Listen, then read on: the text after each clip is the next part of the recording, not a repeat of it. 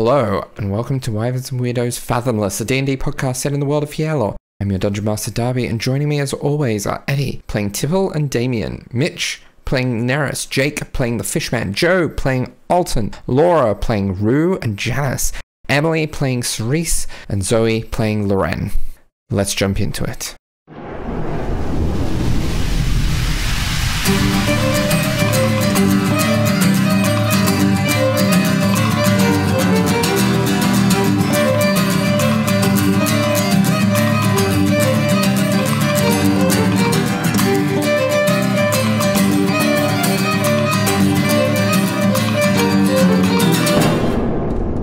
So, where we last left off, Cerise and Loren of the Red Phoenix, along with Red Phoenix guest of mysterious circumstances, Damien, arrived at the Polaris to ask for a favor, to hitch a ride back to the harbour city of Ankathair.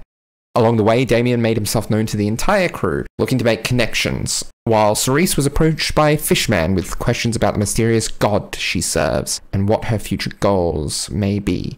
Loren, seemingly drawing others more towards her without intention, spoke with Neris and Janus of a fear for her inner self. Finally, we joined tonight on board of the Polaris, as after many days of travel, the ship arrives with Ankathair on the horizon. Bosun Janus is struck by a horrifying familiar sight. The ship of the Sin Seekers is close by. The weather is cold, and it is pelting down with rain. Janus, is there anything that you do upon recognizing this vessel? So, as mentioned, this late morning is stark, cold and pouring with rain. A chill setting in as its very antithesis. Janus, tall and imposing and strong, casts this long stare across the horizon. And he's tall and still and is gazing out with this great intensity and almost pauses in a moment in time and then rises himself up to his full height. For it, anyone? Crew, here, now. Fetch the captain. Both of them. And then he starts to make whistle noises, like all hands on deck right now. Neris and Tibble, you are each separately summoned by various members of the crew who tell you that Janus has apparently spotted something alarming. Tibble wheels his way onto the deck and he heads straight for Janus, because if Janus is alarmed, he knows to be alarmed too. And I don't know whether he or Neris reach Janus first, but Tibble would immediately, as soon as he gets to Janus, just be like, Janus, what is it? What's happening? And Tibble would already notice he has barreled down to the weapons stores. He is already buckling into his armor, and he pops his head through the top of his breastplate and fastens it as he looks down at Tibble. Captain, it's them in the port. It's the Sin Seekers. It's unmistakable. It's their ship.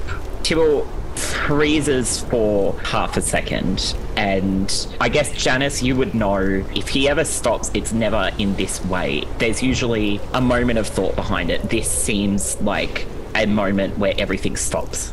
And after a moment, he stands up out of his chair and pulls himself up, and he grabs his sword. He reaches forward for Janus, and he's like, it's not going to happen again.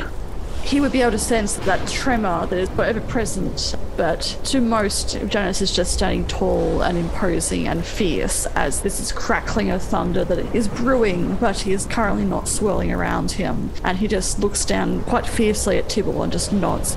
Of course, it can't. As you look down at Tibble, he is out of his chair, standing as he did when he was at his best as a captain, that sort of unwavering leadership, but you see that in a very similar manner to you, he is trembling.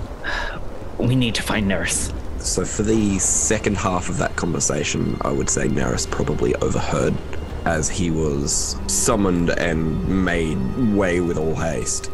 And he just sort of stopped as he heard talk of the Sin Seekers, and there was a moment, probably difficult to tell from where he probably opened a door and kind of stood in the doorway, but there was a moment of fear and frustration almost, before it was just replaced with confusion and questioning. And he'll look out and go, "There's no way they have found us. Neris, Tibble scampers over to where you're standing. I defer to you as standing captain, but if you need me in any capacity, I am at your disposal. This cannot happen again. It will not. No, I don't believe it will.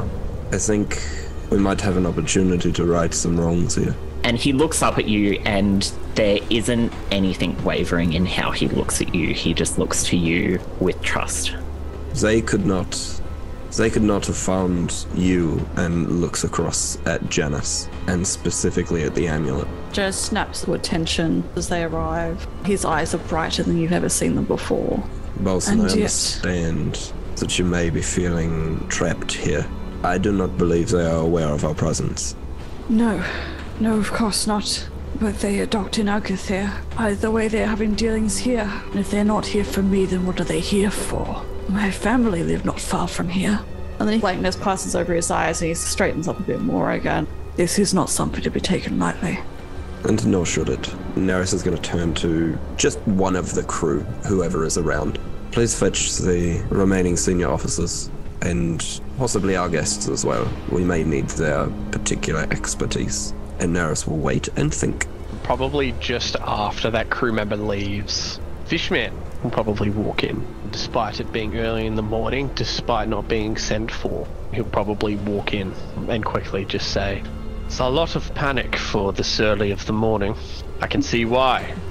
Are we ready?" Word has travelled fast, I see. You all got very loud very suddenly. Ah, yes, my apologies. You're probably sleeping. We would not be making such din if it were not important. I expected to get up at around this time anyways. He'll sit back and rest up against a wall waiting for everyone to appear. I think not very long passes, and I don't think he would have been with Loren and Cerise. Who knows where he would have been? Maybe some of the crew. But a door swings open quite dramatically, and Damien strides forward with purpose. He doesn't necessarily look angry. He doesn't look scared, but there's something. And he stamps forward, assesses who is around. I think he looks to Janus first, and then to Fishman. He reaches Fishman and he leans in close, and he says, "Now why in the seven hells did no one decide to tell me that you lot had pissed off the Sin Seekers before we decided to join your fun little happy-go-lucky crew?" The inner workings of our crew are that of our crew. You are a guest aboard this vessel, and you chose to join us. Now, darling, where I come from, hospitality is keeping your guests safe. If I knew for 1 second that you lot had pissed off the Sin Seekers, no rain nor shine was I coming on this ship. Damien, we have annoyed the Sin Seekers. They are uncomfortable with our presence. If you wish to leave... Sweetheart, y'all aren't the only ones. I really didn't want them to know where I was. Will you join us, or will you flee? Because it seems these are your two options right now. Sweetheart, where in the hells am I gonna go? Jump overboard? Go for a little swim? Then you've made your decision. I suppose I have, haven't I? Also, if I may just interject, I know we are about to have a very important crew meeting. It's very important if you have been in contact with the Sin Seekers and you have annoyed them in some way. Why would you not bring that up with us before we invite you on board the Polaris? Oh, I'm sorry. Which one of us is the guest here? It's just common hospitality, is it not? How do you know them? This is the more important question. How do you? I was captured by them. Oh, were you just? I mean, sweetheart, don't get me wrong. If I was one of their entities, I'd want to kidnap you in a heartbeat. But I think you and I both know that they don't just kidnap anyone. Quite right. Loren appears in a puff of mist, as close to Neris as she could guess where he was. And what in the hells are you doing waking us all up at this hour? There's a little bit of danger coming into port. Just wanted to advise you of that. Then why is everyone looking like we're all about to die? All right, medical cabin's all set up. We should be ready for any injuries. All good as Rue running it today. Oh, actually, I managed to get the other medic, Sia, to follow some of the plans. In the background, Rue, long and tall and dark in this pouring rain, picks their way up through the stairs like a spider and then straightens themselves and just looks directly at Alton. Cerise is probably the last one to turn up, and she just strolls on in. Do we know someone on land we can contact? Perhaps one of the heads of the Hydra. I'm sure a message would do. Are they aware that the enemies we have reported, those that have been targeting us, are in their port? Contacting the heads of the Hydra would be a wonderful idea. If not them, is there anyone else?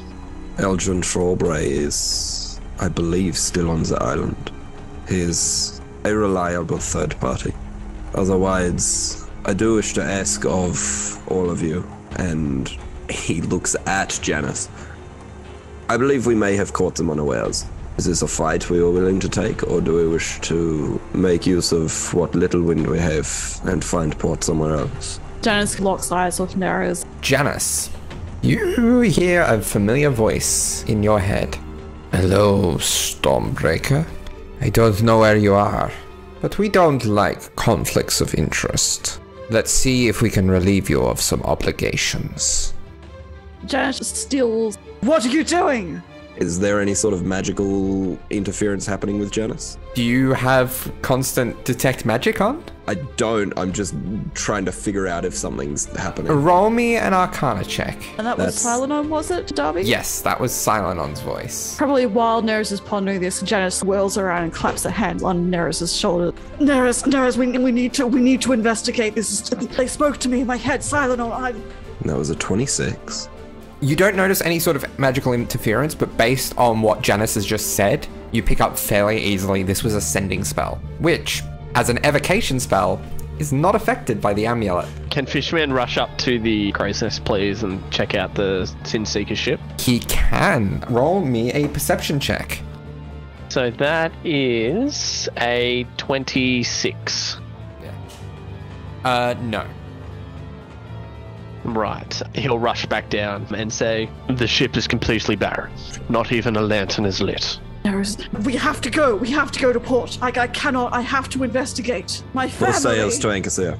Neris orders full sails forward. It is, from where you are, probably only half an hour before you're able to dock properly into port. Fishman would have gone up to Neris and gone, the message, Neris, did you send it? I'm considering sending a separate one. Do what you can. As Fishman will probably go around making sure everything's stocked for a fight. Ballista's loaded, cannons loaded. Neris is going to send a couple of sending spells. Before he does, he's going to look at Janus and say, do you want me to check? Please, I am in your debt here. Neris is going to send a sending to Anna. What is the sending? This is Neris Solalanti of the Polaris. Janus is safe. Please advise on your situation. Hope you are well. That's all. We don't want to cause alarm if we don't have to. And Janus is jittery and not crackling with electrical energy, but he almost could be. And in the background is his wings have sort of manifested. There might be some deck crew members trying to speak to him. He's just vibrating out of his skin. So the response. Neris, nice to hear from you. Everything's fine here. Bit hectic with the kids. Why? Is something wrong? We don't respond to that. Neris will instead turn to Janus. They are fine. They are safe. Fine. Oh, thank Shognesh, thank the gods, thank the seas and the everlasting sunlight. And he just sinks to his knees and then just looks up. They said they wanted to eliminate other ties. I can't think of anything else it would be. I think I can.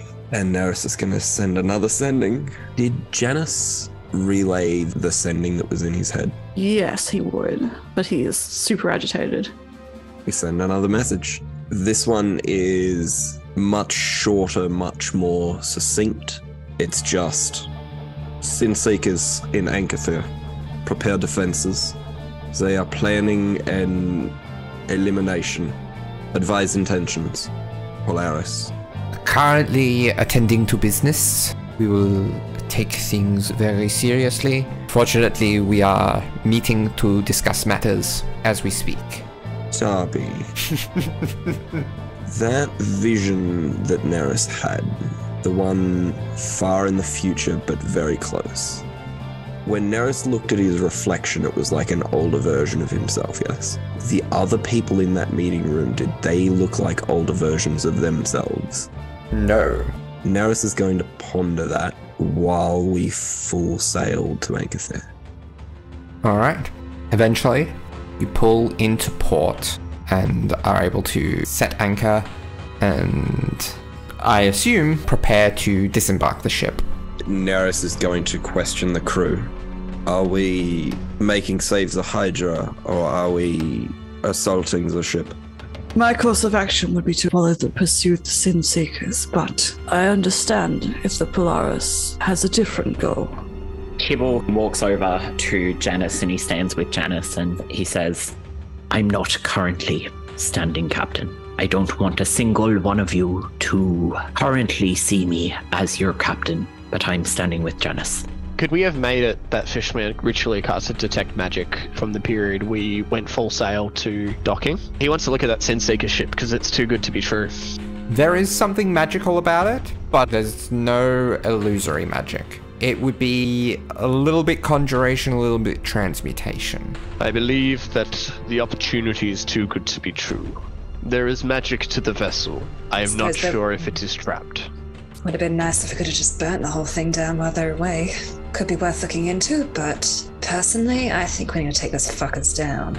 I am with Janus, however, I believe we should not make the same risk with our ship. Damien actually has his arms crossed and he's just been sort of watching and listening, and his eyes look lazily over to 𝗖𝗔𝗦𝗧 and Loren and then over to the Sin Seekers ship. Personally, I do not want to get anywhere near the Sin Seekers for them to see me. However, I have recently befriended a couple of people who are quite in the profession of piracy, for lack of a better word. And if there is no one on that ship, maybe perhaps I can commit some piracy myself. Whilst Damien's speaking, Fishman will turn his attention to him. Does Fishman see anything with Detect Magic? Damien doesn't really have any magical weapons, but you see one of his rings shines aggressively bright. And of course, his very silky smooth, shiny chest. That's not magic, it's just that shiny. There is specifically a signet ring that Damien wears that is incredibly bright with magic. Like the sound of that plan. I propose we split into three. If I can call you the pirate crew, you can board the vessel. We will chase the Sin Seekers, and all vice captains and other staff stay on this vessel to protect it. Captain? I believe that to be a good course of action. However, those of you on the Red Phoenix and your guest, we have fulfilled our obligation to you. We would appreciate, welcome even some form of assistance in this manner. However, we do not expect it from you. We have taken you to port as we said we would. One more thing of note. The Sin Seekers can, as you might know, appear out of nowhere. I would not be comfortable owning that vessel for long. What's to stop them from simply just appearing? Perhaps that is why they leave it in such confidence. Perhaps better to sink it then. Now, darling, you're just the one after my own heart, aren't you? I can't speak for either me, Captain or our guest, but I certainly am in the business of enjoying being owed favours. We can help. One of those bastards nearly made me a mother, and I'm not about that, so... Well, we appreciate any help you can give. Is there any argument with the plan that has been put forward by Fishman, Janus?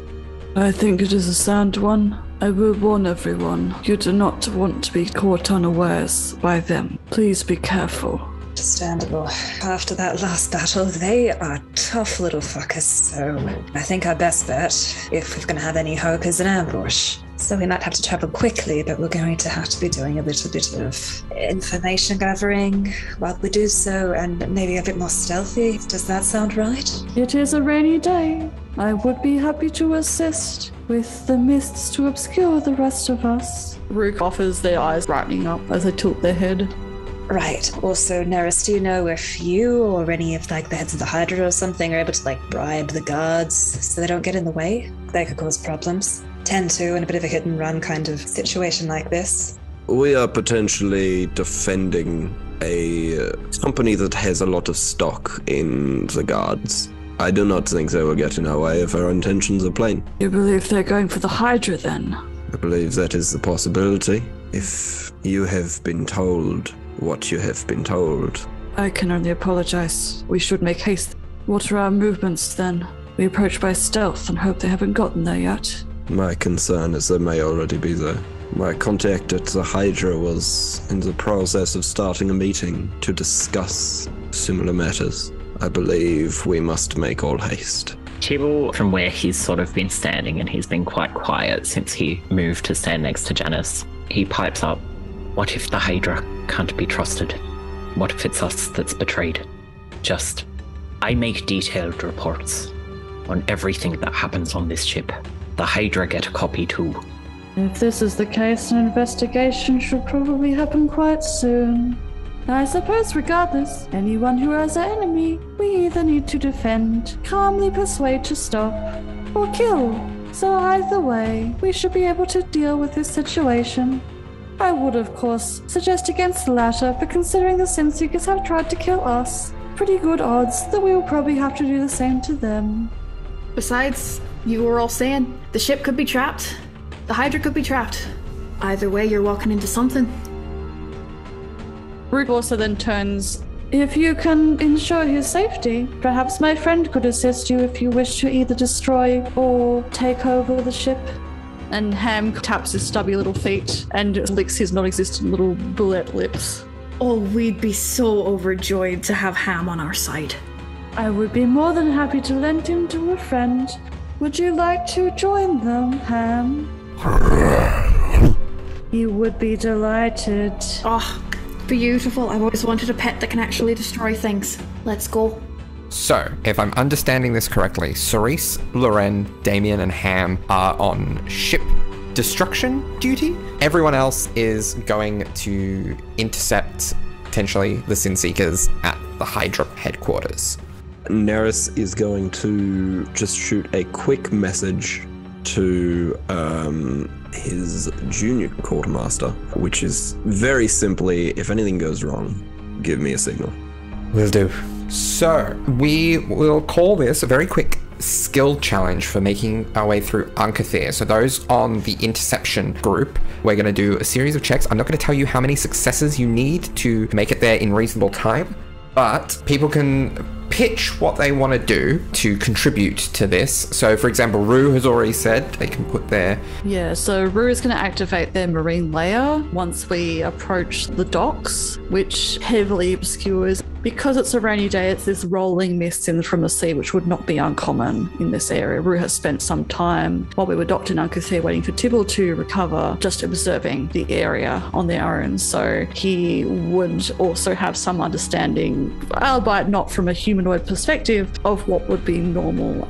It basically makes us mid to heavily obscured. We can still see somewhat out of it, but it is a little bit more obscure, but as this like stream of marine fog just pours out of the seams of their mask. So, for your check, roll me a stealth check with advantage. Alright, so advantage, ooh, okay. Only a 14. The other one was a 1 though, so I'm glad I had advantage. Okay. Would this terrain be considered coastal? Yes, it would be. Just for Fishman's expertise in the area? For the sake of a skill challenge to kind of navigate through the streets of the city, give me a survival check. And survival uses wisdom, which my proficiency is doubled for this. Oh, I think we're in for a very good time. 30.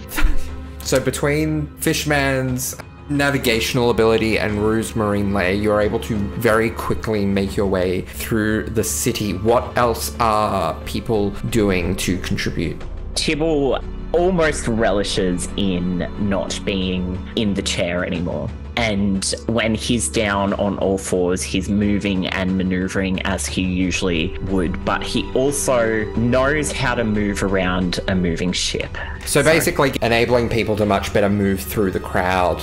Yep. Okay, so for that, we'll get you to roll a persuasion check and add your superiority dice to it. Now, you are still effectively at 1 level of exhaustion, so the persuasion is at disadvantage. Cool. Those are exactly the same result. I rolled 2 18s. That would be 32. Yeah, so as people are navigating through the crowd, you're able to basically go, can you just to the side? Okay, okay, go. Able to find the gaps in the crowd. And I think it helps that he's quite small too, so he can probably move forward a little bit and almost, in a sense, scout ahead and shift people as needed.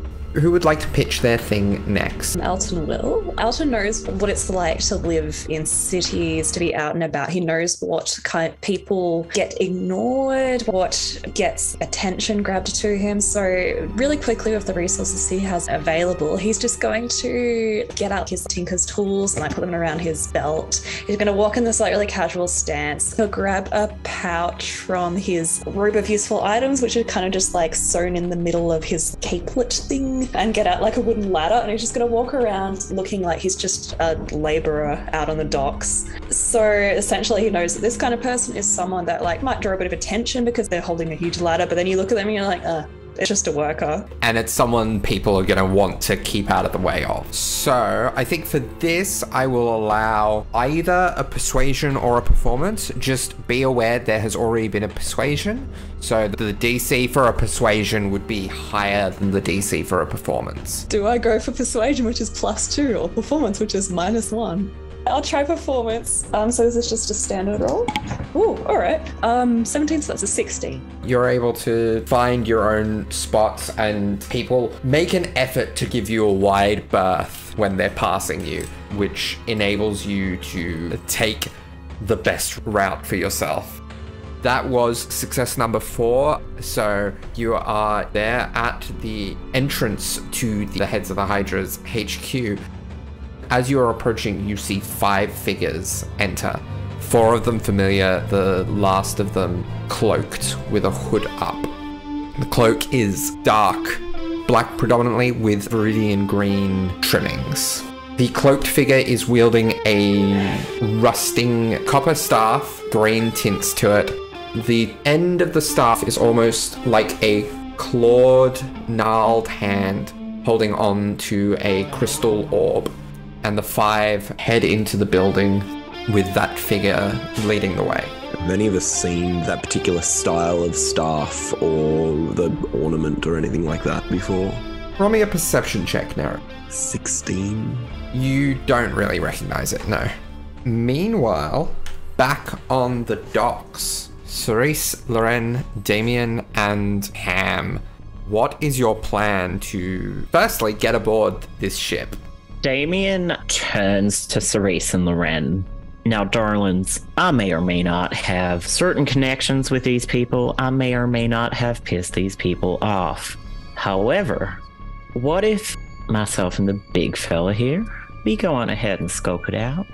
If there's anyone about, well, I'll deal with that. And I'll give you some sort of signal.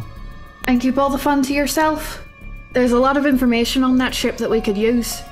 And there's a lot of it that may be relevant to you, but there's also shit that's relevant to us. So if we're poking about, we're all poking about together.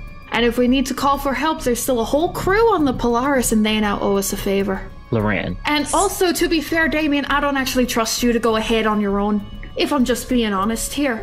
Captain, who's going aboard? Damien and Ham will go on ahead.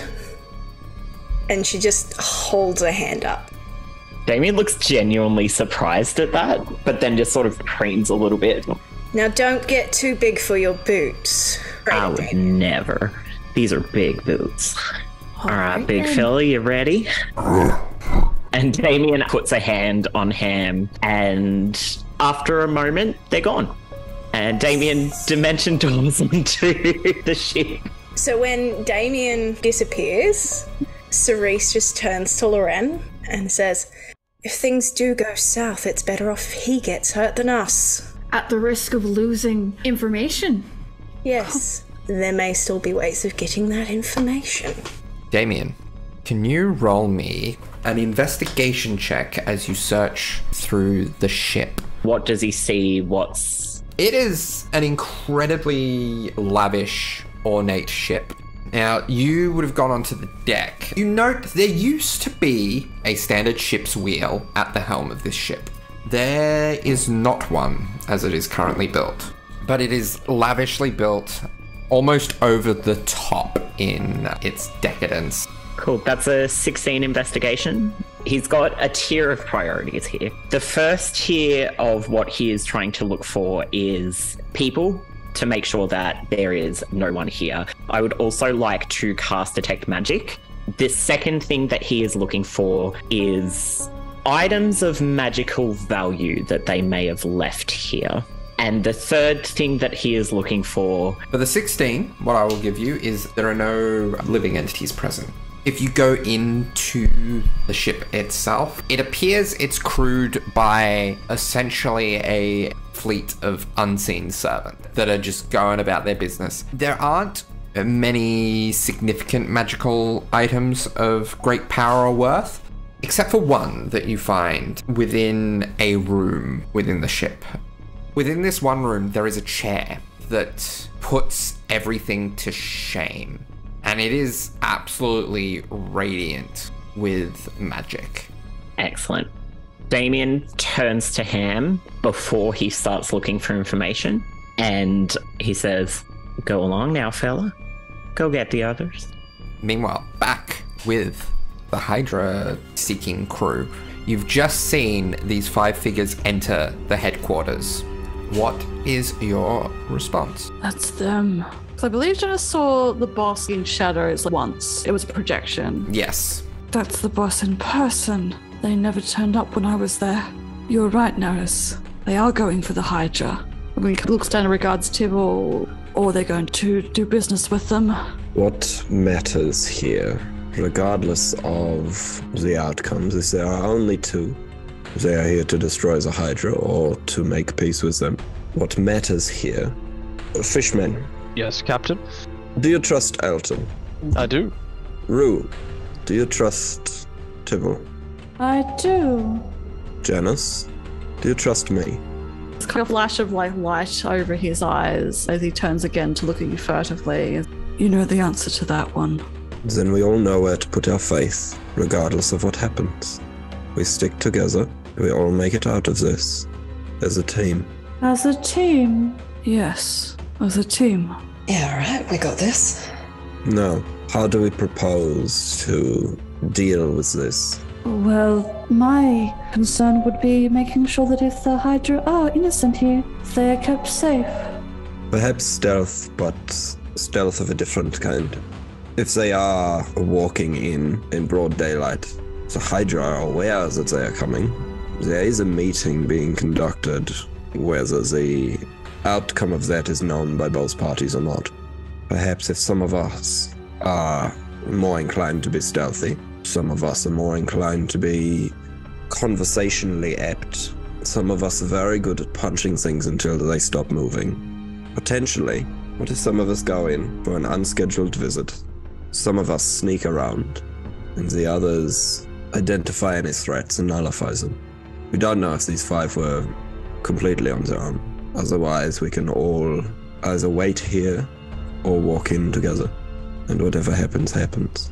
They can walk in fearless, so can we. If anything, we have more of a reason to than they do. We're just returning from a mission, are we not? There's a report to be made. We do not have much time. So can I clarify, what are our intentions here? We're information gathering? Or are we doing an ambush? I believe there is a little of column A and B, plus a few columns that have not been brought into question yet. I see. I mean, they hurt our boss. They kidnapped one of our crewmates. We need to get retribution for that. How are you collectively approaching? If the captains of the Polaris make entrance, perhaps those behind them can sneak by. Probably the best idea. Best of luck, everyone, then. Stay safe.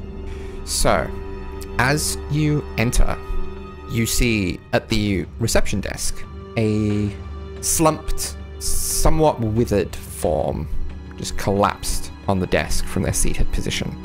And the 5 figures you saw entering, 4 of them, the ones familiar to all of you, are turning around as if getting into a lookout position when they and their 5th notice you.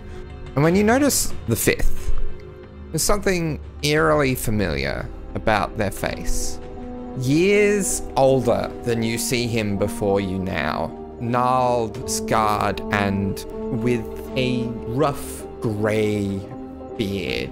The man draped in black before you looks almost identical, give or take a few decades, to Quartermaster and Interim Captain Janus 𝗖𝗔𝗦𝗧. And he says, I will leave you four to deal with this mess. I have a meeting to attend to. He turns around into the corridor, flicks his wrist in a fashion that you recognize from a vision, Neris, and begins walking down the corridor. As we have pre-rolled initiative, let us start with the Fishman. All right. After seeing the withered corpse to our right, Fishman knows that, they are not invited here. So he will, immediately just go into combat. Firstly, he'd want to target the skinniest of them all. The skinniest is definitely 𝗖𝗦𝗧, the older mage figure. Yeah, okay. So Fishman is going to bolt over the counter if he can to try and find some cover, and he's going to attempt to take 2 shots with 𝗖𝗔𝗦𝗧, his crossbow. At 𝗖𝗦𝗧? It'll be 𝗖𝗦𝗧 right now. So that one there, no, unfortunately that won't hit. So his first arrow just flies past his head, but then he'll knock up another arrow and he'll let that loose, which I believe that one also just grazes past 𝗖𝗦𝗧's head, unfortunately. And then he will take cover behind the counter if he can. For our listeners' reference, I have actually told my players the AC of these characters ahead of time in order to expedite things and help with the narrative drive of the combat as well. Allow them a bit more control over the narrative side of their actions.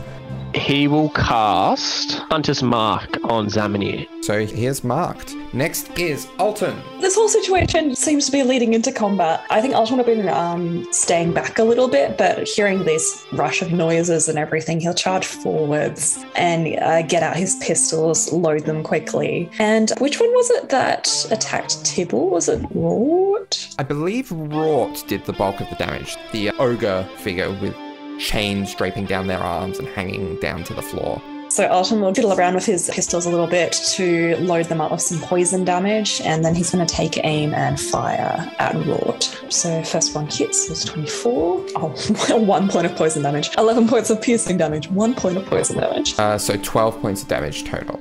Yeah, that's right. Then he's going to fire his last additional 2 shots in. 16 will hit. Big, bulky figure that doesn't really wear armor. It's not hard to miss, no. That's 9 points of piercing for that one. And then final, the bonus action, that one will hit 2. And that one is just 5 points of piercing damage. And then Alton will try to find somewhere that he can take a bit of shelter. He'll slide in beside Fishman. So, Cerise back on the docks with Loren. Do you take any action at this point in time? Damien had sent Ham to go notify them that the ship was safe. So whether Ham has gotten there yet or not, You see Ham running up the dock towards you. There we go. And Cerise heads off in the direction of the ship. It is a fair distance, so that will probably take your action as well. So, Janus. Janus was a little bit far back, but I assume we've all seen what we've just seen as the Sin Seekers have crawled in. So Janus just shakes his head for a moment, wide-eyed, sort of like stunned. It can't be. And he looks at his Neris for a moment and then just shakes his head off. It's like, we need to get in there. And he's going to rush in. He had his wave glaive holstered on his back. He pulls that out as he rushes in. So much faster and taller, and which pales in comparison to at least 2 of the Sin Seekers. But he slides in front of exactly where 𝗖𝗦𝗧 is. He's like, 𝗖𝗦𝗧, what are your plans? Why did you call us here? That is for us to know and you to find out in good time. You keep these people safe, or you will die. You seem to have a great deal of confidence for someone who has no idea what is happening. That's the bonus, eh? I don't need to know. I just need to know who to hit. And he's going to take a big swing at 𝗖𝗦𝗧. Cool, yeah, excellent. So it's a natural 20. So yeah, he says that and just swings at him, doing a big jaw-breaking whack to the side of the face, because that's a 28 to hit. 14 points of slashing damage. I forgot to say the command words. Not lightning at the moment. That's fine, because He's going to bonus action. There will be lightning flying around as above you can hear the distant rumbling of a storm brewing above the building as he instead begins to rage after that first hit. Lightning sound sort of reverberates through the room, and then he just cracks down again. He's beaten to submission. The second hit misses, however, as Silent Uncle pulls back, grabbing his jaw and stepping deftly out of the way, having been caught off guard by the ferocity of this intensity of Janus's rage. And because he's raging as well, a storm aura has begun, and so one creature of my choice takes lightning damage. We'll say that's silent on as well, so it's a DC save of 15, dexterity. It's an 18, but it's still half on a success, I believe. So that's 5, so let's say 2 points of lightning damage. And the crackling smell of ozone almonds and lightning courses through the room. It's almost like the storm is forcing its way into this building. Stand aside, we mowed down. Okay, next is Loren, again on the docks.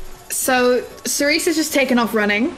How far away is the Hydra building? Is Janus's storm above the building or like visible from far away? And would Loren be able to see it? It's probably a few hundred feet. Getting through the crowd would be the thing taking the time. You can see the storm from here. I will say, I don't think it would normally be that big, but given that it is already heavily raining and the natural 20 on the opening move that Janus made, I think the storm is quite present. I did get a 16 perception check just to like see. So it is canon that Loren recognizes storms and she understands what they mean. She knows what that means. So she knows shit isn't going well. And she looks at her captain as she runs onto the other ship and she stands there and she doesn't know where to go. So she grips her staff tightly. She pulls at this magical energy that she has never fully been able to tap before because it's always just been through scrolls. And in a moment where he definitely doesn't want to hear her voice, I would really love to send a sending to Neris. Okay, so what sending do you send? So Loren is standing there shaking, the rain around her shimmering, and she sends, "It looks like the big man's raging. Do you all need help? My captain's on their ship, but where am I actually needed right now?" So, Neris, you get that message. You would get a response back. The first thing you would notice is that it is mildly panicked, and you get, "It's me, I know everything, you can't surprise him because everything that can happen has already happened, it cannot escape, it cannot..." What? And then you get another response. "He is quite right, you know. I don't appreciate you messing with my ship. I think you'll need to join us here.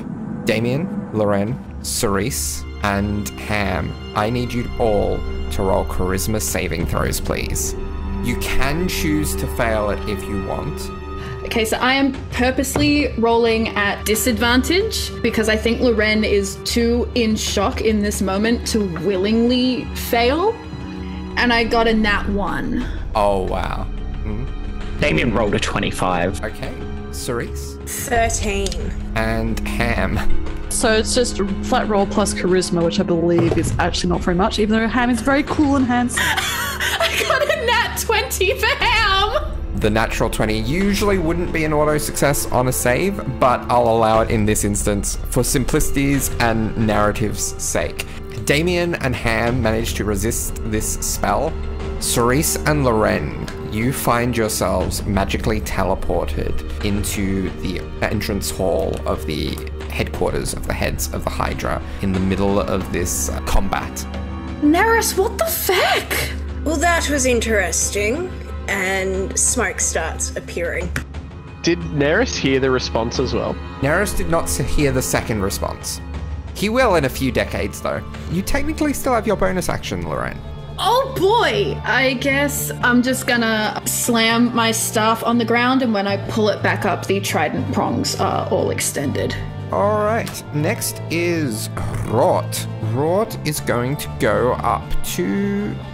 Janus, because he's messing with the second in command here. He's going to recklessly chain sweep. So that is a 24 to hit. So Janus has just smashed down on Silenon and then missed hitting him again. So in him trying to move forward to try and catch Silenon again, he gets completely taken off guard, as he did many times aboard the Sin Seeker ship as these chains crash down. So you take 13 points of bludgeoning damage, and I need you to make a Constitution saving throw for me. That is... Oh, okay. That's a 9. You are knocked unconscious. You aren't at 0 hit points, but you are knocked unconscious. Yeah, so he hits the ground with his stick and does not move. Okay, that is Rort's go. He can't do a lot, but he can do very powerful things once every 6 turns on average. Next is 𝗖𝗦𝗧, the mage. He's going to target Loren, I think, with a drain potential. So that is a 14 to hit. So you take, oh, there's a couple of 9s and a 10 in there. You take 35 points of necrotic damage. And Zam even gets 10 temporary hit points. And then he is going to throw a dagger at Rue. So that is 22, so that'll hit. So Rue, you take 3 points of piercing damage and an additional 11 of psychic.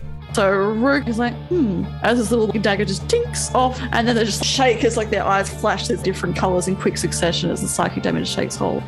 Next is Silenon's go. Silenon is going to start with a wave of sloth. Can I get Tibble, Alton, and the Fishman to each roll me a wisdom saving throw? Hasn't got a dirty 20. So that is a success. I have chronic fatigue, fucker. Try me.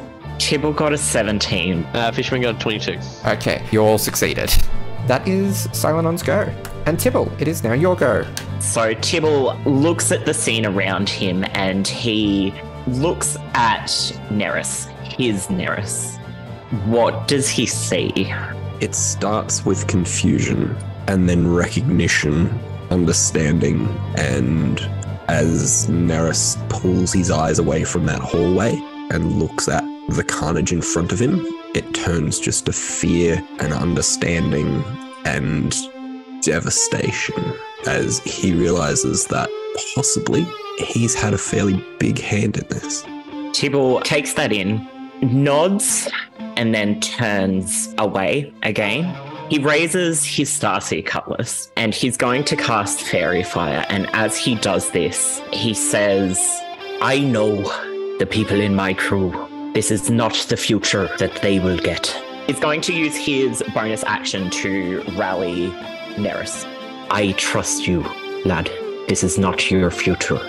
He rolled max 3 superiority die, so you get an additional 11 temporary hit points. But yeah, he casts Fairy Fire. I'm assuming because this is a room that it is going to probably cover all of them. So they all need to make a dexterity saving throw. Any that fail, the attacks against them are at advantage. What's the DC? The DC is 15. So Zam failed, Silenon failed, and 𝗖𝗔𝗦𝗧 failed. So they all are kind of glowing with this fairy fire magic. Then it is 𝗖𝗔𝗧's go. 𝗖𝗔𝗧 is quite a bulky figure, large creature. Something of note of 𝗖𝗔𝗧 seems bulkier than before, with hints of green and maroon starting to show over the former red form that he had. I think 𝗖𝗔𝗧 will go for Rue. He's not going to go up to Rue, he's going to hurl flame at Rue, which he gets to do twice. For flavour, Rue has just been reacting to the psychic damages, now is turning their head, trying to assess both Janus and Loren, who are both severely hurt. The first strike goes past your head and misses completely, but the second strike, as you're distracted, glancing off to the sides, hits you square in the chest as I rolled a natural 20. So that is 39 points of fire damage. Okay. And that is his go. Neris, it is your go. So Neris is doing great and fine and all. So Neris has seen everything that's happening. He's looking at Janus on the floor, everyone taking huge hits. The knowledge that future me, this is the direction that I chose to go. But it couldn't have been because I'm hurting my friends. and Neris's eyes turn off to the right to look at the desk that a few of our crew are hiding behind, and this shriveled corpse of a secretary who Neris probably knew. That's some form of necrotic energy, the sort that Neris has been playing with. And as Neris looks down at his hands, where almost unbidden this twisted vine is somehow clutched in his hand, and he's just going to look up at... Going to be 𝗖𝗔𝗦𝗧, I think, because he seems to be the one who's leading everything, yes? From past experience, yes. Not anymore, but he seems to be the rock, and Neris intends to crack it. So we're going to point this vine, and this necrotic energy begins to form and shoots out at 𝗖𝗔𝗦𝗧. This is not Wither and Bloom. This is Blight. It is a Constitution saving throw, and the emotion that's going through Neris's face just turns to single anger and hatred at the situation, and that causes 𝗖𝗔𝗦𝗧 to roll an 8. That makes his total 14, which I'm guessing is a failure. That is 36 necrotic damage. That is incredible. He is looking shaky and dehydrated.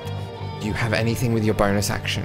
He's just shaking. That's all he is. He doesn't know what's happening. We need to deal with this situation before we can think about the ramifications of his past. You know what? At the end of your turn, 𝗖𝗔𝗦𝗧's in anger and annoyance going to use his legendary action and make a fire ray attack against you. We're just going to silvery barbs that off the cuff. Okay. Yeah, that cuts down to only a 9 to hit, and it goes wide of you. You do not trust yourself, do you? There's no response.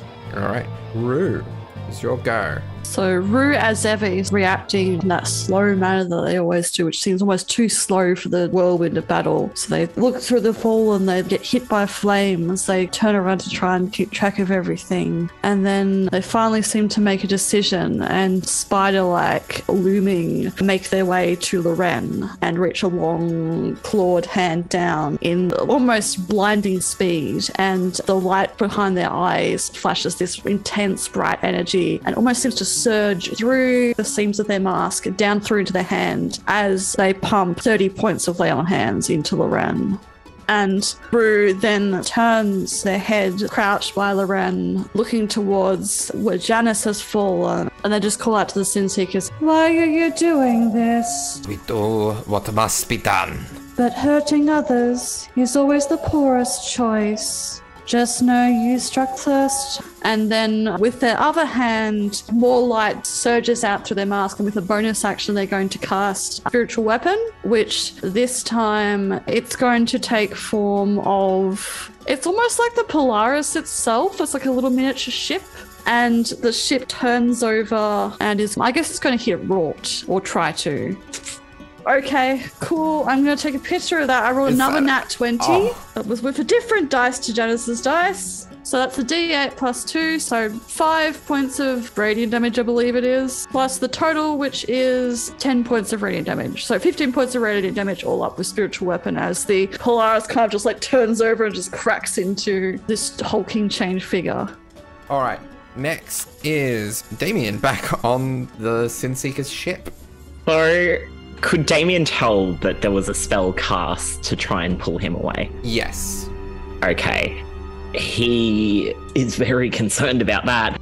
Does Ham return? That's the thing. Just being out on the docks with no context, 𝗖𝗔𝗦𝗧 and Loren have disappeared. Would Ham return to the ship? What would Ham do? I'm going to roll a d20, and 10 and under, Ham is just going to kind of look around confused for this turn. Over that, Ham will run back to the ship to find Damien. That's an 11, so he's going to start padding over there. Okay. It's still probably going to be about a turn or so before he gets back onto the ship. But for now, Damien, you see this very ornate chair in front of you in the room that seems almost built in, or at least sealed into the floor. Oh, God. Fuck it. He's going to sit in this chair. Okay. Would you like to attune to this chair? Yes. 100% yes. Upon sitting in this chair, you can immediately attune to it.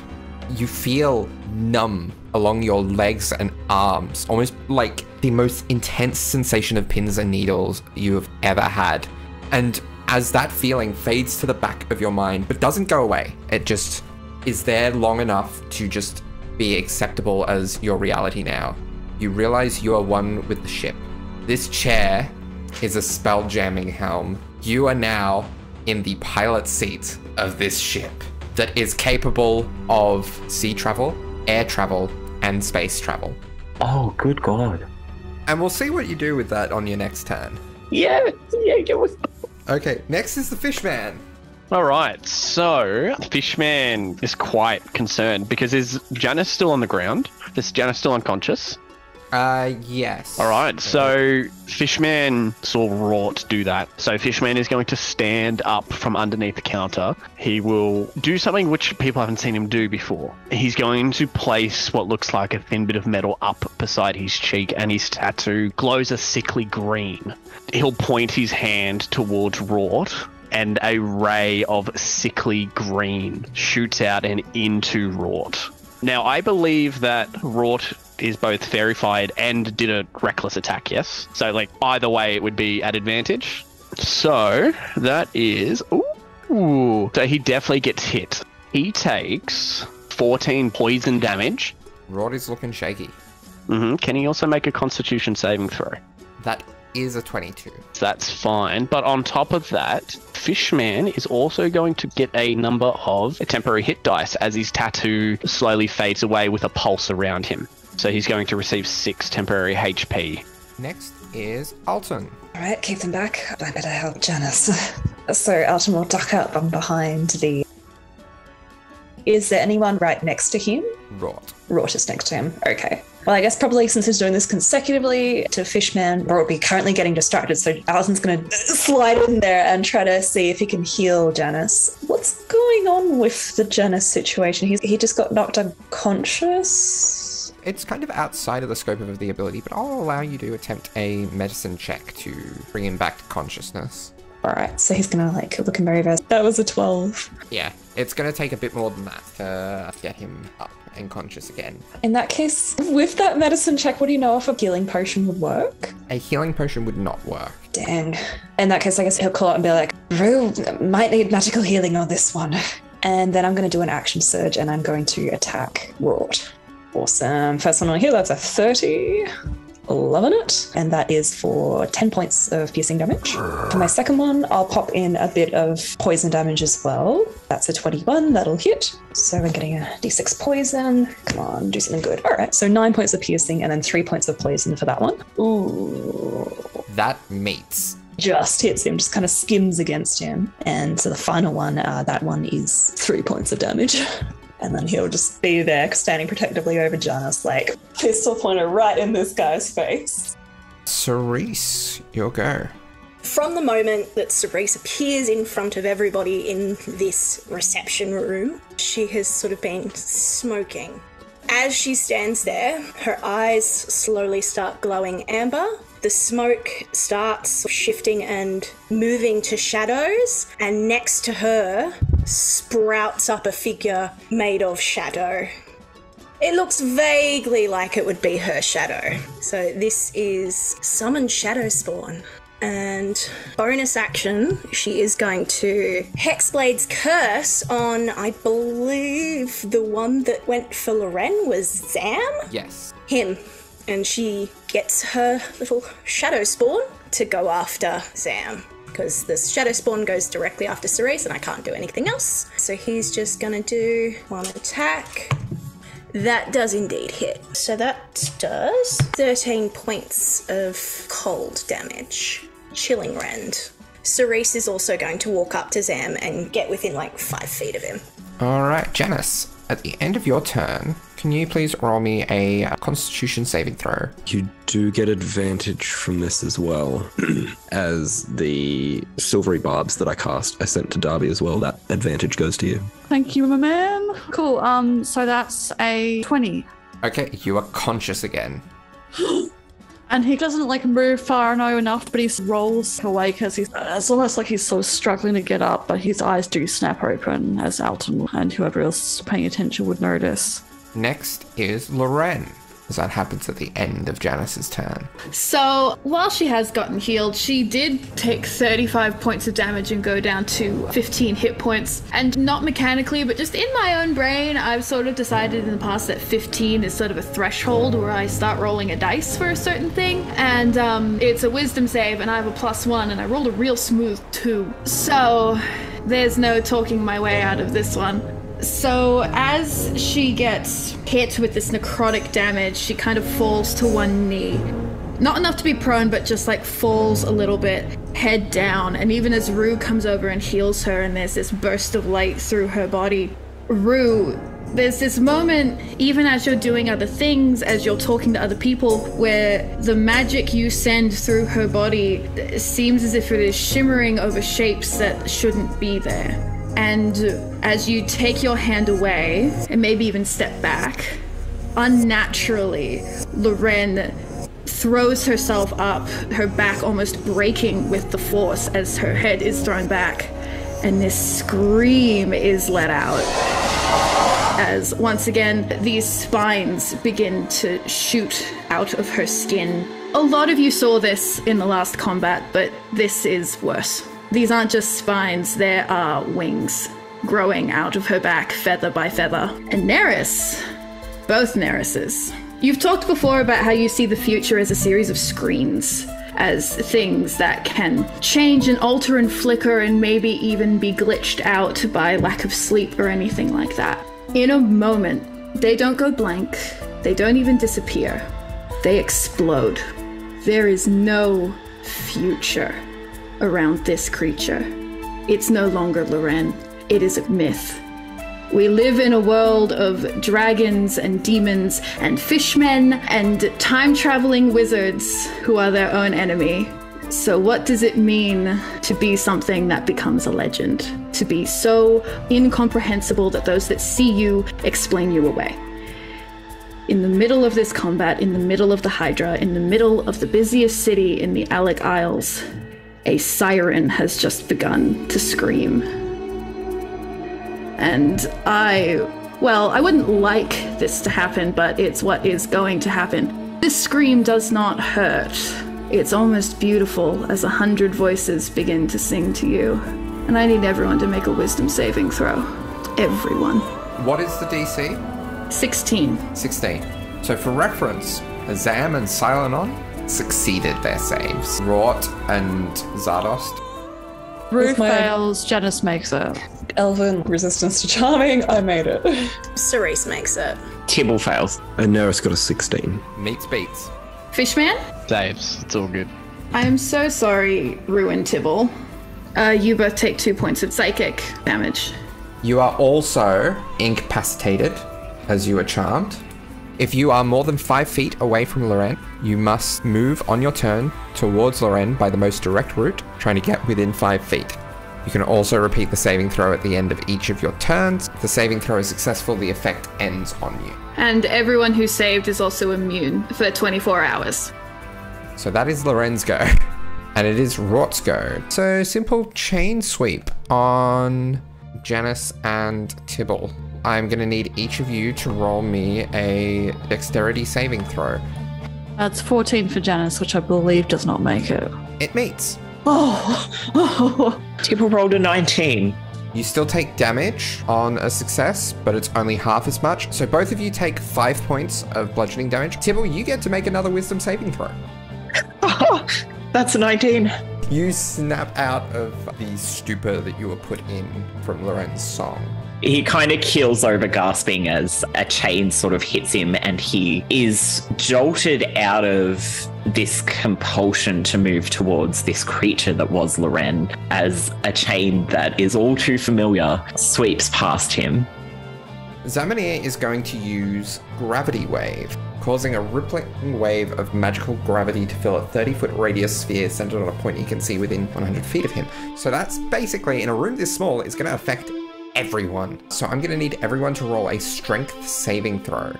18 for Cerise. That is a success. 22 for Tibble. That is a success. Alton got a 3. Failure. 13 for Fishman. Failure. 15 for Loren. Failure. 15 for Rue, 21 for Janus. That is a failure for Rue, a success for Janus. Nera's got an 18, little twig man. That is a success. The Slard and Rort failed. Zamini and Silenon succeeded. So, anyone who failed takes a whole bunch of force damage and is restrained for 1 minute. 42 points of force damage. Oh my. Half damage to anyone succeeded. Does this move us upwards or does it crunch us down? It crunches you down. So Rook starts to almost buckle inside, and the sparks of magical energy that start flickering out everywhere as they are almost completely crushed inwards. They still have that form, but it's the worst you've possibly seen them. The Shadow Spawn failed, so the Shadow Spawn is gone. Rort actually collapses from it. Silenon is incredibly shaky as a result. Zamini is not looking great, but better than others. Next is Silenon. You idiot, that's too close quarters for that kind of nonsense. It has left us with some sitting ducks, though. But I don't think I'll be able to handle this. 𝗖𝗔𝗦𝗧, clean up this mess. Silenon is going to use Plane Shift. I used silvery barbs on my turn. Does that count as before or after? I think it would be after, so you don't have a reaction, no. Well, yeah, Silenon disappears. Ognes blasted, he got away! It is your go, Tibble. So Rort is still... Rort is dead. It's Zam and 𝗖𝗔𝗦𝗧, who are both roughly in the same ballpark. Tibble is going to attack Zam with his Starseer Cutlass. So he attacks and hits. That's a 17 on the dice, and it's a +9. And he's going to slice upwards using his sword. 15 points, and then he's going to slash at him again, and that will also hit. That is 11 points of damage. He's also going to use his bonus action. There is a brief moment where Tibble thinks of going to Loren because she's clearly in distress, but then he also sees Rue, and he knows that while it's not that he doesn't care for Loren, she's unsafe at the moment. So he goes up to where Rue is, and he doesn't really need to crouch down because he's quite small, but he goes over to Rue and he is like, "You're all right, lad. You're going to be all right. We'll get through this." And he's going to rally Rue, who will get 10 temporary hit points.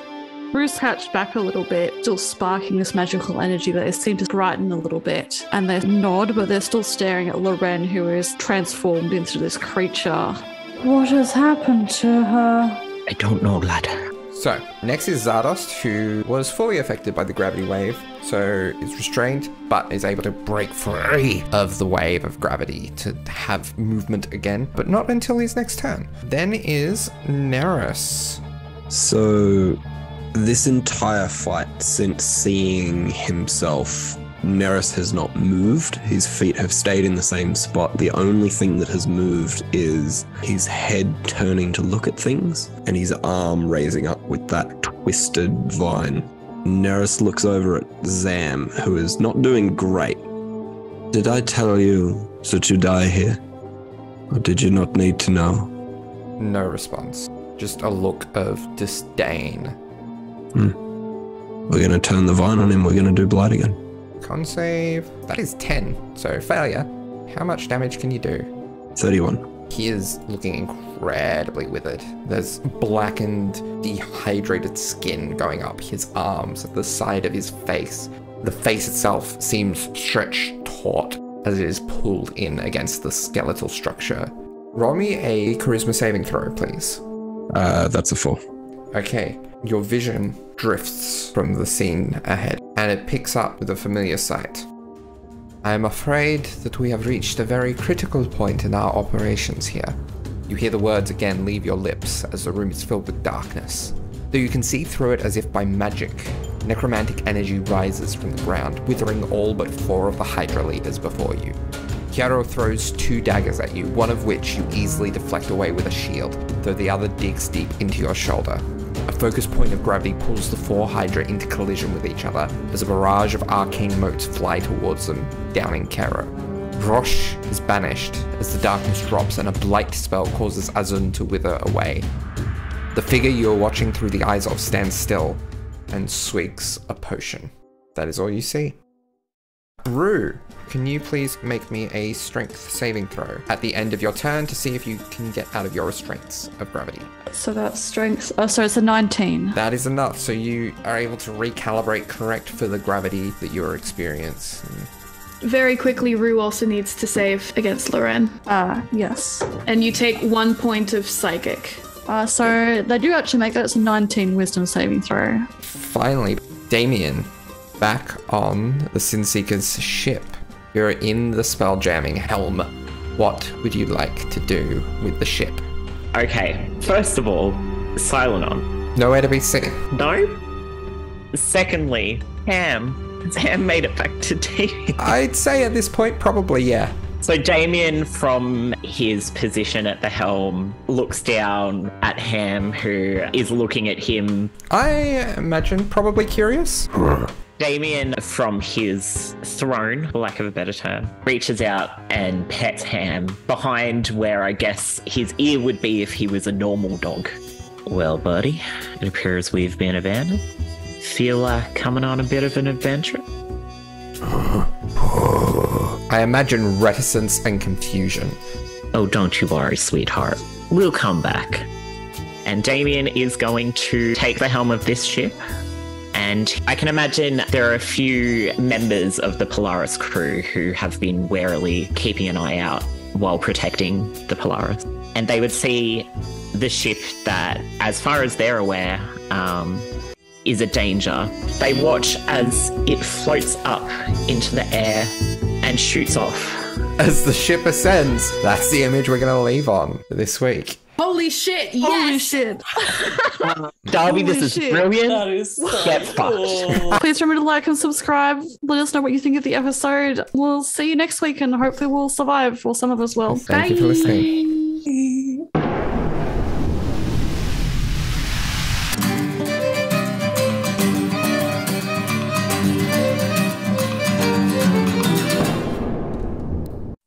So the message that was shared to the Fathomless chat last week, that was about 4 hours of me figuring out how deep this rabbit hole goes, how long it's been going on for, what it's affected.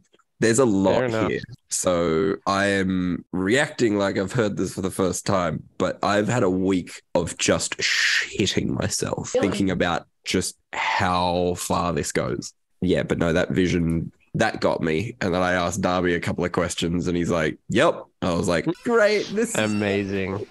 So yeah, basically everything's gone really wrong.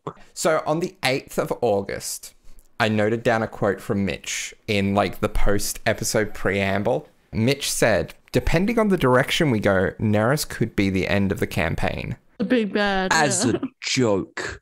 I wrote it down because that was already the direction I was going at the time you said it.